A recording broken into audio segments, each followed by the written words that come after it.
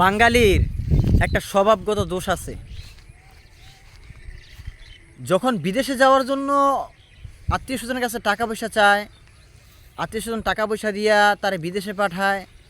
বিদেশ যাওয়ার পরে তার Facebook, TikTok, Instagram, social media শেষ, তখন শুধু স্যাড স্টোরি দেয়।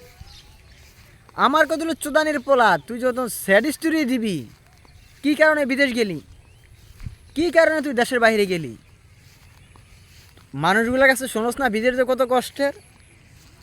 তো যদি বিদেশ যদি কষ্টই হয়, তুই কী কারণে ভালো হইতে যাস, আর কী কারণে কষ্ট তুই আমরা শোনাস, আর মানুষের কী কারণে শোনাস?